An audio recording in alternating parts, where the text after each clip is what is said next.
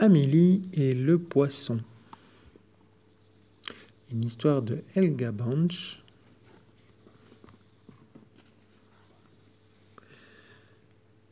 Paru chez Talent Haut.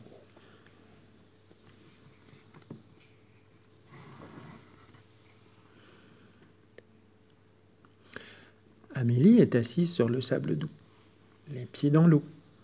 Les vagues lui lèchent les orteils. L'odeur de la mer est salée et est inconnue. Amélie a un peu peur. Soudain, un petit poisson lui mordit l'orteil. Amélie sursaute, effrayée.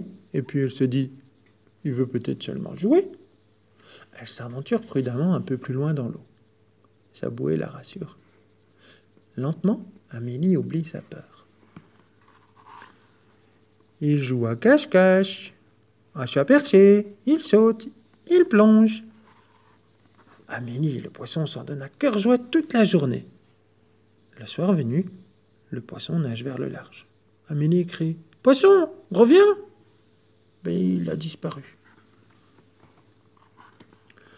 Le lendemain matin, le poisson est de retour. Amélie saute dans l'eau et éclabousse partout.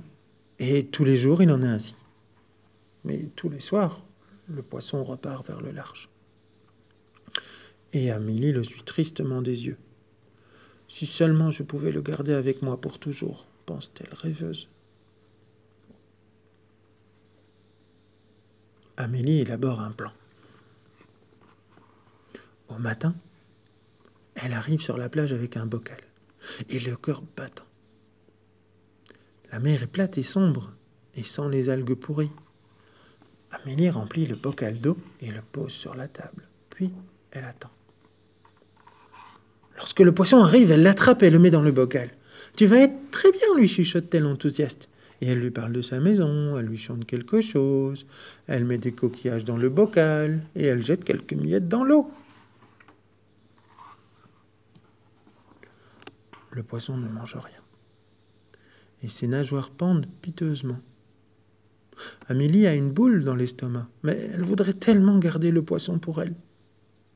Elle s'assoit devant le bocal un long moment et regarde le poisson qui nage en rond tristement.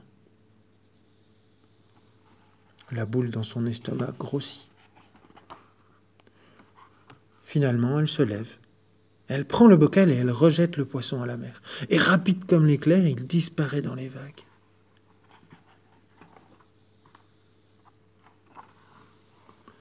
Le lendemain, Amélie s'assoit de nouveau sur la plage.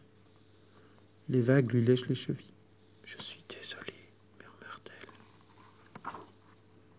Soudain, quelque chose lui mordit l'orteil. Amélie sursaute en riant. Elle tourne comme une toupie. Elle fait une galipette et elle se jette dans l'eau avec un grand plouf. Et le poisson, il saute lui aussi. Quand son ami nage vers le large ce soir-là, Amélie lui crie joyeusement « À demain, poisson !» Elle prend une profonde inspiration. L'odeur de la mer est fraîche, familière, agréable.